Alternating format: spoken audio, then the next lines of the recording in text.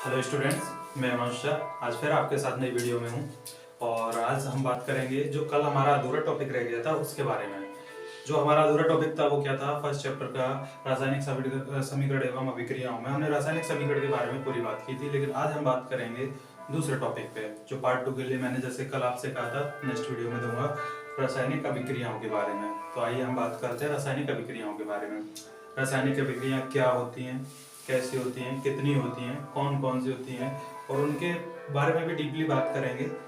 आइए हम उसी बारे में आज बात करते हैं।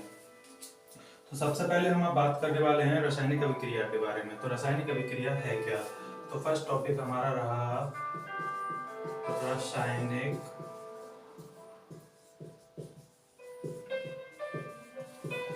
अभिक्रिया। तो रासायनिक अभिक्रिया के बारे में हम बात कर रहे थे, तो एक बार फिर से देखेंगे रासायनिक अभिक्रिया है क्या। तो देखेंगे हम रासायनिक अभिक्रिया में, रासायनिक अभिक्रिया जब एक या एक से अधिक पदार्थ आपस में क्रिया करके नए पदार्थ का निर्माण करते हैं तो यह क्रिया रासायनिक अभिक्रिया कहलाती है। रिपीट करते हैं, रासायनिक अभिक्रिया जब एक या एक से अधिक पदार्थ आपस में क्रिया करके एक नए पदार्थ का निर्माण करते हैं तो यह क्रिया रासायनिक अभिक्रिया कहलाती है। दो पदार्थ आपस में मिलके जब एक क्रिया करते हैं, जैसे हमने किन्हीं दो पदार्थों को लिया, जैसे भी ले लेते हैं हम Zn यानी जिंक को लिया और ऑक्सीजन को लिया, जब दोनों की अभिक्रिया एक दूसरे से कराएंगे, आपस में उनको मिलाएंगे तो हमें एक नया पदार्थ प्राप्त होगा, जो होगा जिंक ऑक्साइड, यानी कि Zn प्लस अभिक्रिया करने पर हमें प्राप्त होता है ZnO, यानी कि Zn और ऑक्सीजन, तो दोनों को मिला के मिला जिंक ऑक्साइड। अब बात करते हैं इसके उदाहरण में, एक बार फिर बोल देता हूं आपको। जब एक या एक से अधिक पदार्थ आपस में मिलकर एक क्रिया करते हैं तो नया पदार्थ प्राप्त होता है, उस क्रिया को हम रासायनिक अभिक्रिया कहते हैं। ये 5 प्रकार की होती है, इस बारे में हम बाद में बात करेंगे, लेकिन अभी बात करेंगे इसके एक उदाहरण के बारे में। जैसे कि मैंने आपको अभी बताया था Zn वाला, तो Zn प्लस O अभिक्रिया करने पे, यहाँ Zn मतलब जिंक, O मतलब ऑक्सीजन, अभिक्रिया करने पे यानी तीर का निशान, हमें प्राप्त होगा ZnO यानी जिंक ऑक्साइड। अब यहाँ सिस्टम क्या होता है? सिस्टम ये होता है, किसी भी अभिक्रिया में दो चीजें होती हैं। किसी भी अभिक्रिया में क्या होता है? दो चीजें मोस्ट इंपोर्टेंट होती हैं। वो क्या होती हैं? पहला, जो तीर के लेफ्ट साइड पे होता है, हमने कल की वीडियो में भी आपको इस बारे में बताया था, उसे हम अभिकारक कहते हैं, तथा जो तीर के राइट साइड पे होता है उसे हम उत्पाद कहते हैं। यानी कि कोई दो या दो से अधिक तत्व या एक से अधिक तत्व आपस में अभिकारकों के रूप में क्रिया करते हैं परस्पर, तो उन्हें एक नए उत्पाद का निर्माण होता है। यह क्रिया रासायनिक अभिक्रिया कहलाती है। हम छोटे बेस पर अगर इस अभिक्रिया को ऐसे याद न करके एक और छोटा बेस बना सकते हैं, वो क्या होगा? एक या एक से अधिक अभिकारक मिलकर एक नए उत्पाद का निर्माण करते हैं तो रासायनिक अभिक्रिया कहलाती है। ये छोटा हो गया, बहुत ही ज्यादा छोटा, इसको हम इस तरीके से भी तैयार कर सकते हैं। रासायनिक अभिक्रियाएं 5 प्रकार की होती हैं। कितने प्रकार की होती हैं? 5 प्रकार की होती हैं। आइए हम एक एक करके इनके बारे में जानकारी लेते हैं कैसे। तो ये कौन कौन सी होती है, पहले मैं आपको ये बता दूं। सबसे पहले जो नंबर पे आती है उसे हम कहते हैं संयोजन अभिक्रिया, दूसरे नंबर पे आती है उसे हम कहते हैं वियोजन अभिक्रिया, और तीसरे नंबर पे जो आती है उसे हम कहते हैं विस्थापन अभिक्रिया, और 4 नंबर वाली होती है उसे कहते हैं द्वय विस्थापन अभिक्रिया। लास्ट और आखिरी अभिक्रिया जिसे हम रेडॉक्स अभिक्रिया के नाम से जाते हैं, तथा उसका दूसरा नाम भी है रेडॉक्स अभिक्रिया कह लो आप, या फिर उसे कहते हैं उपचयन एवं अपचयन अभिक्रिया। रेडॉक्स अभिक्रिया एक ऐसी अभिक्रिया है जिसके अंदर दो अभिक्रिया आपस में मेल करती हैं, तब एक नई अभिक्रिया बनती है जिसे हम रेडॉक्स अभिक्रिया कहते हैं। जैसे उपचयन और अपचयन दोनों अभिक्रियाएं जिस अभिक्रिया में होती हैं उसे हम रेडॉक्स कहेंगे। आइए इनके बारे में डीपली एक एक अभिक्रिया को जानते हैं। तो सबसे पहले हम संयोजन अभिक्रिया के बारे में बात करते हैं। तो अभिक्रियाएं कितने प्रकार की होती हैं? 5 प्रकार की होती हैं। नंबर 1 पे जो अभिक्रिया आती है उसे हम संयोजन अभिक्रिया कहते हैं। संयोजन अभिक्रिया तो संयोजन अभिक्रिया की डेफिनेशन क्या बनेगी? संयोजन अभिक्रिया की डेफिनेशन बनती है हमारी, एक दो या दो से अधिक अभिकारक, दो या दो से अधिक अभिकारक, दो या दो से अधिक अभिकारक आते हैं उसे संयोजन अभिक्रिया कहते हैं। संयोजन अभिक्रिया कहते हैं। एक बार फिर से देखेंगे हमने संयोजन अभिक्रिया की क्या डेफिनेशन है।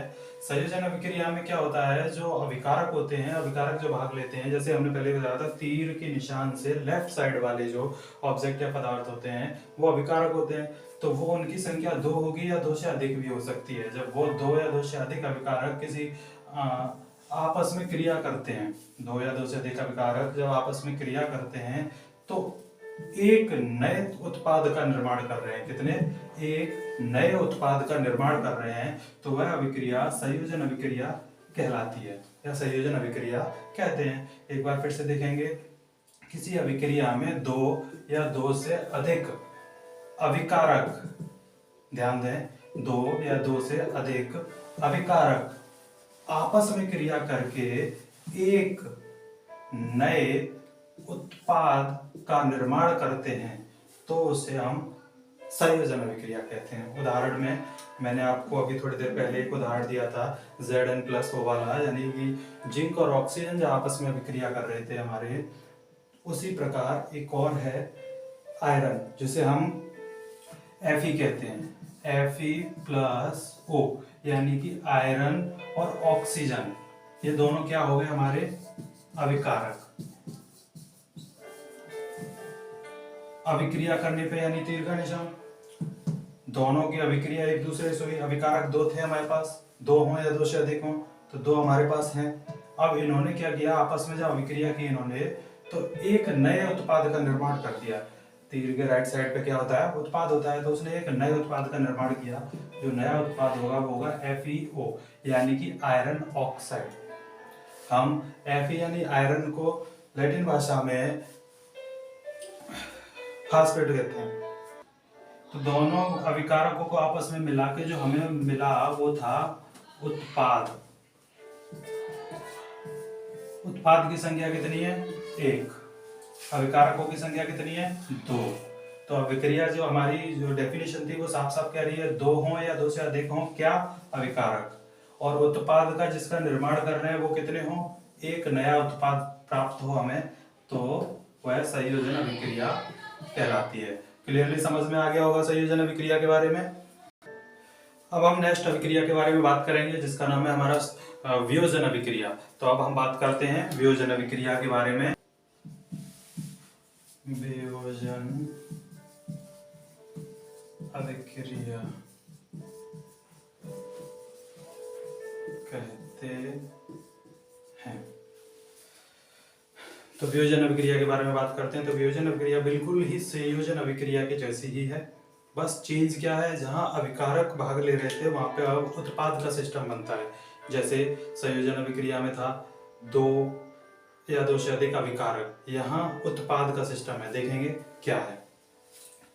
इस अभिक्रिया में एकल अभिकारक, ध्यान दें, एकल अभिकारक टूटकर कई छोटे छोटे उत्पाद का निर्माण करते हैं।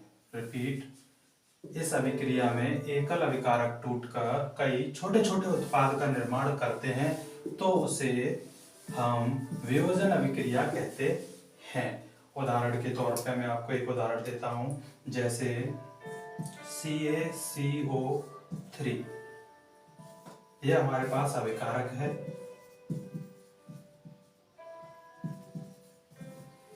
अभिक्रिया करने पर जो हमें उत्पाद प्राप्त होंगे उनके बारे में हम बात करेंगे। जैसे हमारे पास CaCO3 है, कैल्शियम है, कार्बन है, ऑक्सीजन के 3 परमाणु हैं।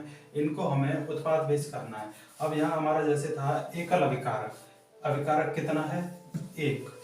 एकल अभिकारक टूटकर कई छोटे नए उत्पादों का निर्माण करता है। एकल अभिकारक से अब जो हमें प्राप्त होगा वो प्राप्त होगा CaO, यानी कि calcium oxide plus O2 oxygen.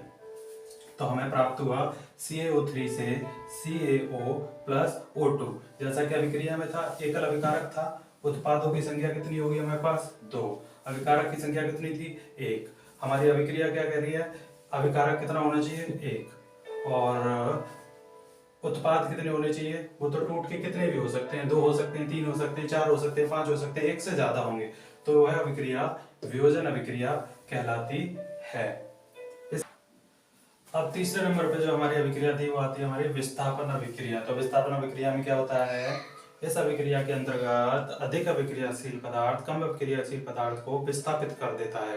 Repeat करता हूँ, अधिक अभिक्रियाशील पदार्थ कम अभिक्रियाशील पदार्थ को विस्थापित कर देता है, तो वह विस्थापन अभिक्रिया कहलाती है। देखते हैं,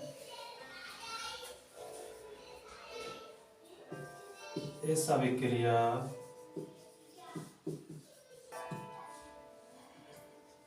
विस्थापन अभिक्रिया कहते हैं।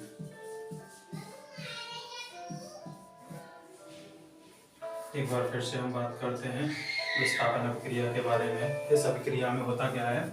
इस अभिक्रिया में अधिक अभिक्रियाशील पदार्थ कम अभिक्रियाशील पदार्थ को विस्थापित कर देता है, तो उसे हम विस्थापन अभिक्रियाशील कहते हैं, विस्थापन अभिक्रिया कहते हैं। जैसे कि हमने पहले भी उदाहरण दिए, उसमें बताया है 2 पदार्थ होते हैं हमारे पास या 2 अभिकारक होते हैं हमारे पास, उनमें से एक अभिकारक दूसरे अभिकारक को, यानी जिसकी अभिक्रियाशीलता कम होती है उसे जो अभिक्रियाशील ज्यादा होता है वो वाला विस्थापित कर देता है, तो वह विस्थापन अभिक्रिया कहलाती है। उदाहरण के बेस पे हम बात करेंगे। जैसे मैं थोड़ा सा उदाहरण के बारे में हम बात कर रहे थे, तो देखेंगे क्या होता है। यहाँ हम सबसे पहले अभिक्रिया का उदाहरण बनाएंगे। तो हमारे पास है फेरिस, जिसे हम आयरन को फेरिस लैटिन भाषा में कहते हैं। तो Fe plus SO4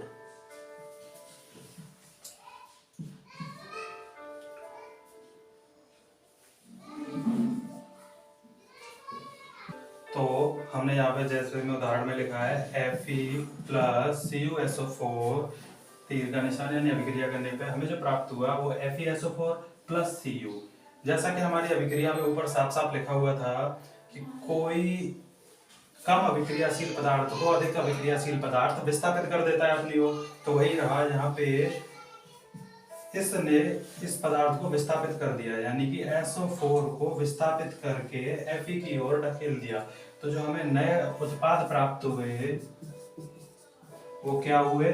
FeSO4 plus Cu, यानी SO4 विस्थापित होके Fe की ओर आ जाता है। तो जिस अभिक्रिया में कोई एक पदार्थ विस्थापित होता है, कोई एक पदार्थ विस्थापित होकर दूसरे की ओर जाता है, तो वह अभिक्रिया कहलाती है। यहाँ हमारे अभिकारक थे, दोनों अभिकारक में से एक ने विस्थापन कर दिया, जो कि हमारे पास ये प्राप्त हुआ, यानी Fe प्लस CuSO4 से FeSO4 प्लस Cu प्राप्त हो गया हमें। अब हम नेक्स्ट बात करेंगे द्वैविस्थापन अभिक्रिया के बारे में। तो द्वैविस्थापन अभिक्रिया के बारे में हम बात कर रहे थे। तो द्वैविस्थापन अभिक्रिया में क्या होता है? बिल्कुल विस्थापन के जैसे ही है। इसमें ऐसी अभिक्रिया जिसमें अभिकारकों के बीच आयनों का आदान प्रदान हो, यानी कि अभिकारक जो हैं उनके आयनों का आदान प्रदान हो। जैसे बात करते हैं हम ऐसी अभिक्रिया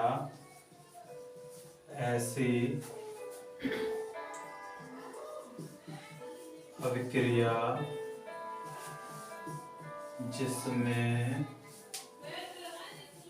आयनों का कहते हैं। तो देखिए द्वैविस्थापन अभिक्रिया में क्या है? ऐसी अभिक्रिया जिसमें आयनों का आदान प्रदान हो द्वैविस्थापन अभिक्रिया कहलाती है, या उसे द्वैविस्थापन अभिक्रिया कहते हैं। जिसके उदाहरण के बारे में हम बात करेंगे। जैसे उदाहरण में आपको देते हैं Na2SO4 प्लस Cl। अभिक्रिया करने पे जो हमें प्राप्त होगा वो क्या होगा उसके बारे में हम देखेंगे। तो यहाँ पे क्या होगा, अभिकारकों के बीच आदान प्रदान होना है। अभिकारकों के बीच आदान प्रदान, यहाँ दोनों आयनों के बीच आदान प्रदान है। हमारे पास दो आयन है, एक है Na2SO4, दूसरा है ZnCl।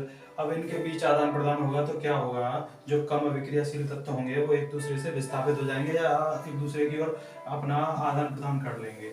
जैसे यहाँ पे SO4 Zn की ओर विस्थापित हो जाएगा और Cl Na2 की तरफ विस्थापित हो जाएगा। तो जो नए उत्पाद हमें प्राप्त होंगे वो कुछ इस प्रकार होंगे। यहां से लिया जाएगा Na2 और Cl इधर से विस्थापित होकर हमें मिला प्लस Zn और SO4 यहां से विस्थापित होकर मिला। आप समझ गए होंगे आई होप। मैं दोबारा से इस बारे में बात करता हूं। Na2SO4 प्लस ZnCl के साथ अभिक्रिया की तो इनके आयनों में आदान प्रदान हो गया, यानी कि अदला बदली। सीधी भाषा में कहें तो अदला बदली, एक दूसरे से लेन देन, तुम मुझे दे दे मैं तुझे दे दूं, वो वाला हिसाब आ गया। यहाँ पे सीधे सीधे गाँव में करते हैं ना वही वाला, कि इसने SO4 Na2 ने SO4 Zn को दे दिया। अब बदले में कहा मुझे तो कुछ दे दे, उसमें इसने Cl ले लिया, Cl ले लिया सीधे सीधे Na ने। अब जो नया सिस्टम बना वो क्या हो गया, Na ने Zn से Cl लिया था तो उसके साथ Cl जुड़ गया, और Zn ने Na से SO4 लिया था इसलिए उसके साथ SO4 जुड़ गया। तो वही हुआ ऐसी अभिक्रिया जिसके बीच आयनों का आदान प्रदान होता है तो द्वैय विस्थापन अभिक्रिया कहलाती है। दोनों आयनों का ये बात ध्यान रखें, जब दो लोग आपस में लेन देन कर रहे हैं तब अकेला होता है तो विस्थापन में, दो होते हैं तो द्वैय विस्थापन में। हम रेडॉक्स अभिक्रिया के बारे में बात कर रहे हैं। अब रेडॉक्स अभिक्रिया में क्या होता है, वह है अभिक्रिया जिसमें